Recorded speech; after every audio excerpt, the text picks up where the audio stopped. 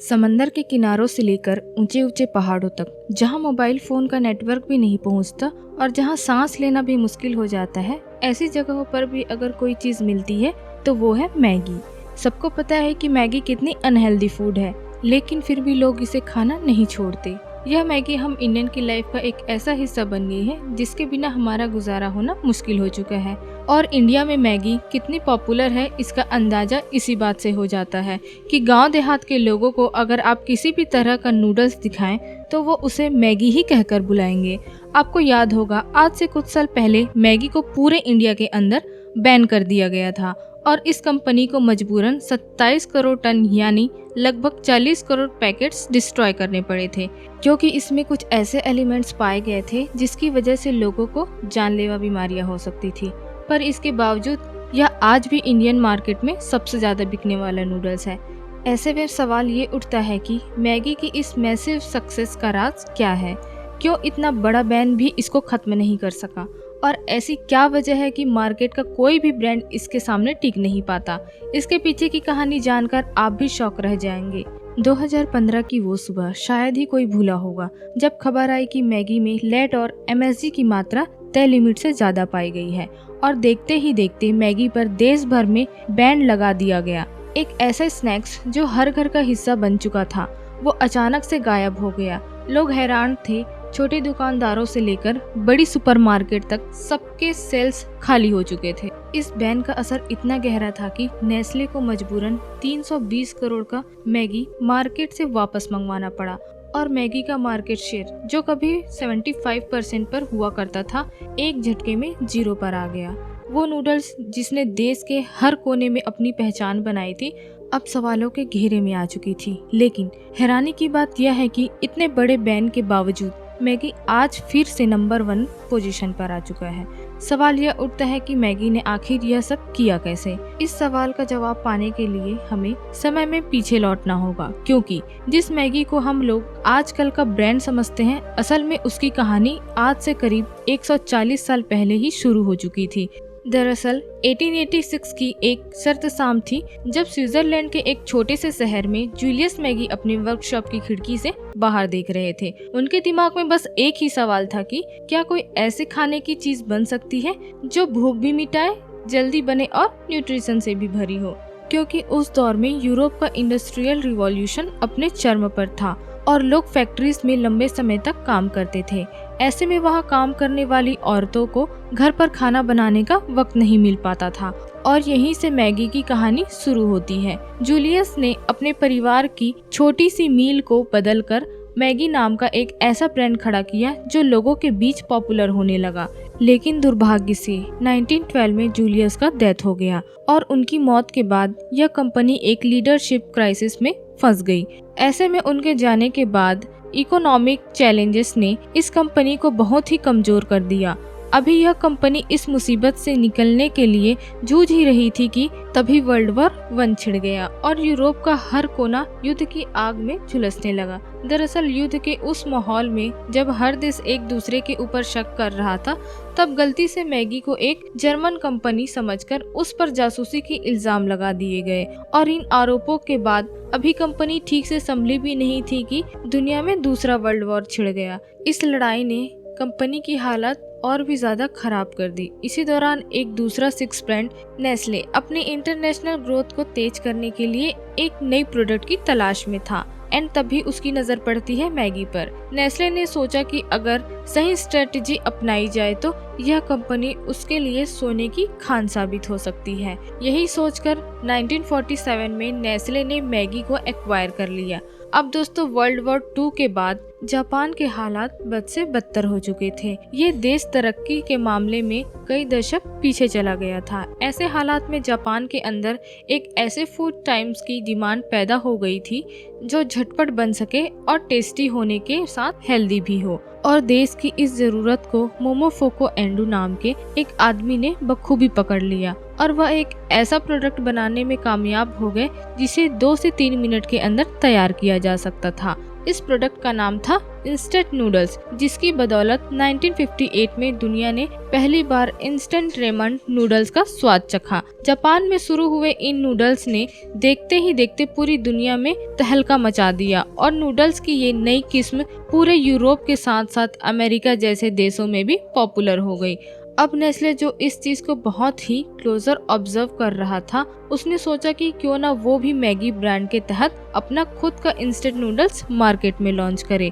पर सवाल था कौन सी मार्केट में, और इसके लिए नेस्ले ने भारत को चुना। जी हाँ, 1980 का वही भारत जिसकी रसोई में दाल चावल और रोटी सब्जी का राज हुआ करता था।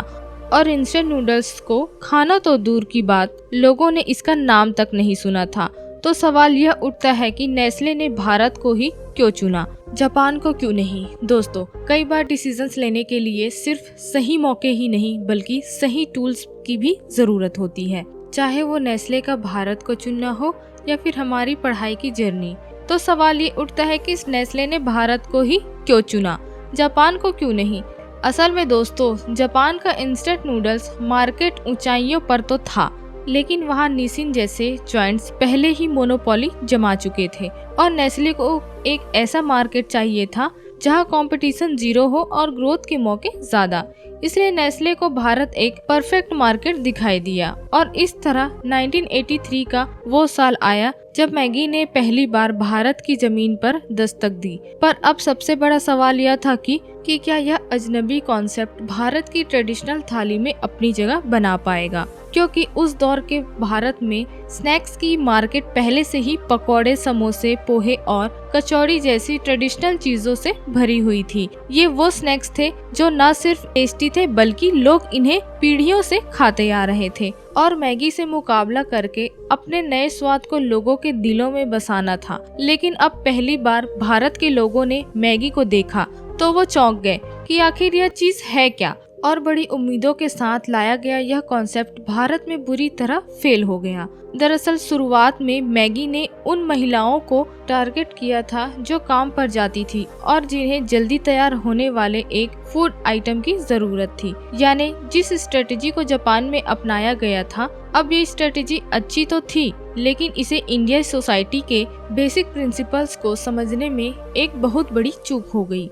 दरअसल इंडियन फैमिलीज में माँ का रोल कुछ ऐसा होता है कि वह खुद के लिए नहीं सोचती बल्कि वह पहले अपने बच्चों और परिवार को प्रायोरिटी देती है। नेस्ले ने जब मार्केट के बारे में गहराई से स्टडी किया तब उन्हें समझ आया कि भारत में शाम के स्नैक्स का वक्त बहुत ही खास होता है। खास तौर पर स्कूल से लौटे बच्चे कोई ऐसी चीज खाना चाहते हैं जो जल्दी बन पाए, पेट भी भर दे और स्वाद भी लाजवाब हो। अब क्योंकि पकौड़े और समोसे जैसे स्नैक्स बनाने में वक्त लगता था और दूसरी तरफ मदर्स की नजरों में वह बिस्किट्स सेहत के लिए खराब होते थे, ऐसे में नेस्ले को समझ आया कि यही वह जगह है जहां वह मैगी को फिट कर सकते हैं और कंपनी ने अब माओ पर नहीं बल्कि बच्चों पर फोकस करना शुरू किया और यहीं से शुरू हुआ मैगी का असली जादू। नेस्ले ने एक बिल्कुल नई टैग लाइन तैयार की जो थी 2 मिनट नूडल्स। इस स्लोगन ने इंडिया मदर्स को यह यकीन दिलाया कि पकौड़े और समोसे बनाने की बजाय वो अपने बच्चों के लिए 2 मिनट में मैगी बनाकर खुद भी थोड़ी देर आराम कर सकती हैं।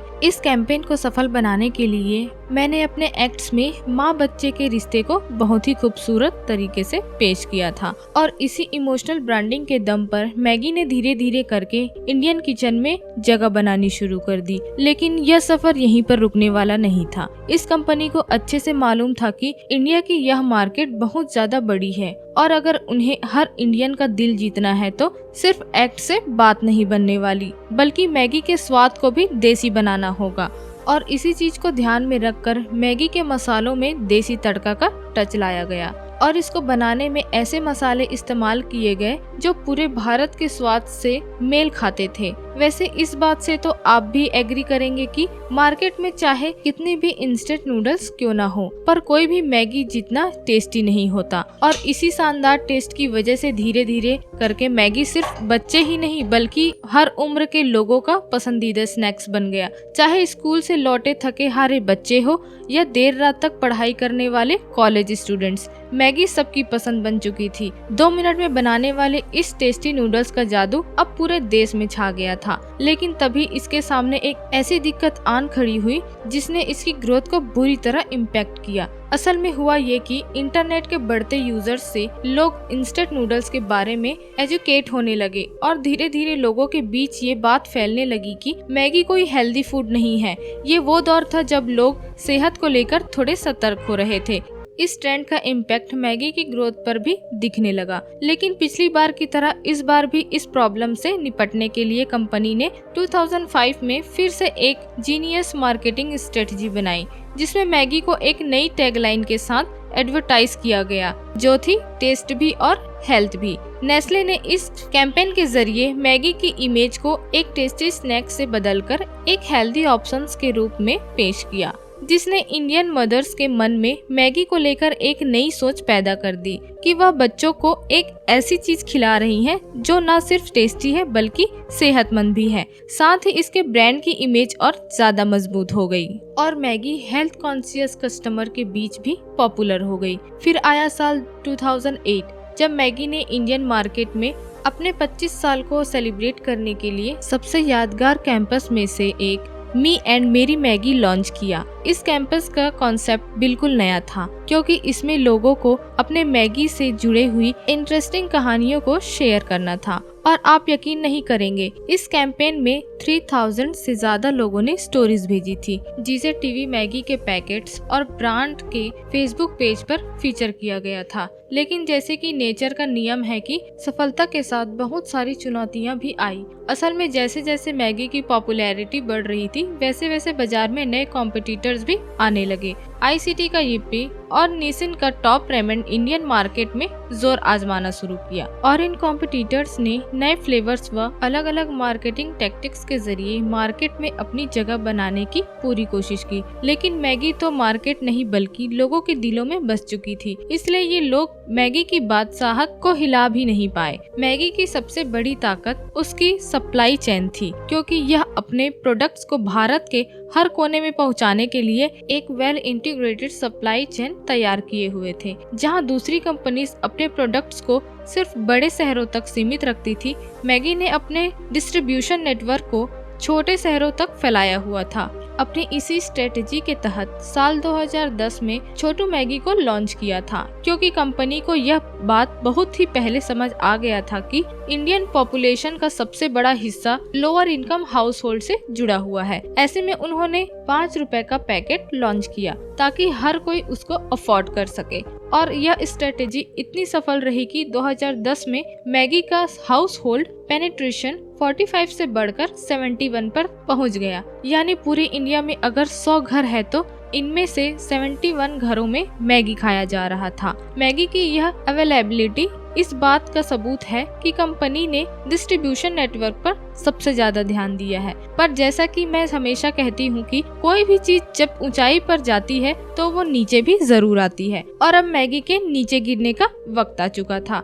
दरअसल 2014 में उत्तर प्रदेश के फूड सेफ्टी रेगुलेटर्स ने ये रिपोर्ट दी कि मैगी में MSG यानी मोनोसोडियम ग्लूटामेट और लेड का कंटेंट तय सीमा से ज्यादा है, जबकि उस समय मैगी पैकेट के लेबल पर लिखा होता था कि इसमें MSG है ही नहीं। यह खबर मीडिया में आग की तरह फैल गई। न्यूज चैनलों पर मैगी को लेकर चर्चा होने लगी और हर जगह एक ही सवाल गूंजने लगा कि मैगी हमारी हेल्थ के लिए सेफ है या नहीं। विवाद बढ़ते देख food safety and standards authority of India ने मैगी के सैंपल्स की टेस्टिंग शुरू कर दी और रिपोर्ट में जो सामने आया वह बेहद ही शॉकिंग था। रिपोर्ट के मुताबिक मैगी नूडल्स में लेड की मात्रा 17.2 पार्ट्स पर मिलियन पाई गई थी, जबकि मैक्सिमम अलाउड लिमिट सिर्फ 2.5 ppm है। साथ में इसमें कुछ मात्रा में MSG भी पाया गया, जो लेवल के हिसाब में इसमें होना ही नहीं चाहिए था। जानकारी के लिए बता दे कि यह दोनों एलिमेंट्स बच्चों के मेंटल डेवलपमेंट और लोगों की ओवरऑल हेल्थ के लिए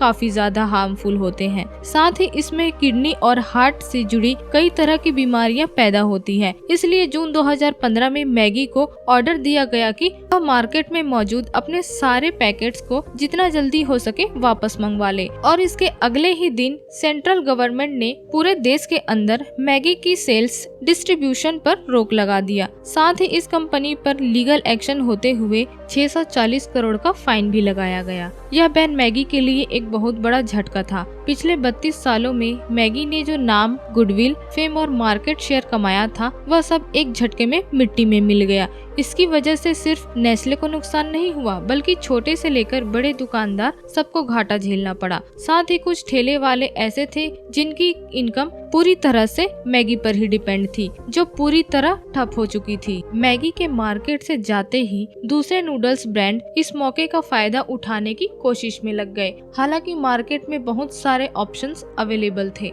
लेकिन फिर भी हर कोई यही सवाल कर रहा था कि क्या मैगी अब कभी वापस नहीं आएगा। मैगी के लिए यह एक नाइटमेयर था, क्योंकि कंपनी कई तरह के लीगल बैटल्स में फंसी हुई थी और अपनी साख बचाने के लिए उसे कई तरह के टेस्ट और इंस्पेक्शन से गुजरना पड़ रहा था। लेकिन इस सब के बावजूद कंपनी ने हार नहीं मानी, बल्कि अगस्त 2015 के एंड में, यानी बैन होने के सिर्फ 2.5 महीने के अंदर, मैगी ने अपना मार्केटिंग कैंपेन फिर से स्टार्ट कर दिया।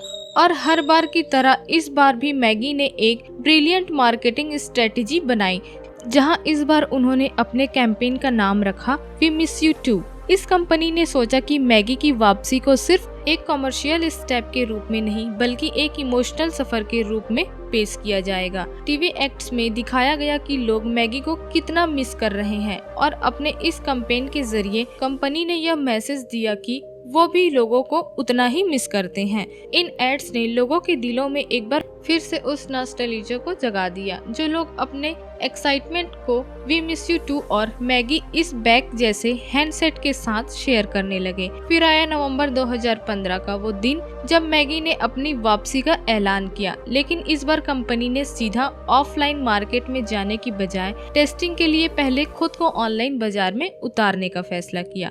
इस कंपनी ने स्नैपडील के साथ पार्टनरशिप की और एक फ्लैश सेल रखी, जिसमें मैगी की वेलकम किट के 60,000 पैकेट्स बेचे जाने वाले थे। और जब सेल शुरू हुई तो महज 5 मिनट के अंदर ये सारे पैकेट सोल्ड आउट हो गए, और इससे यह साबित हो गया था कि मार्केट में मैगी की डिमांड अभी भी बरकरार थी। हालांकि कंपनी को ये भी मालूम था कि लोगों के ट्रस्ट जीतने और पहले की तरह एक लॉयल कस्टमर्स बेस बनाने के लिए उसे बहुत ज्यादा काम करना होगा, जिसके लिए सबसे पहले वो अपने क्वालिटी स्टैंडर्ड्स को पहले से ज्यादा मजबूत किया। और सुप्रीम कोर्ट के आदेश पर एक बार नहीं बल्कि 3500 से भी ज्यादा बार मैगी को टेस्ट किया गया, जिससे लोगों में मैसेज गया कि मैगी अब पूरी तरह सेफ है।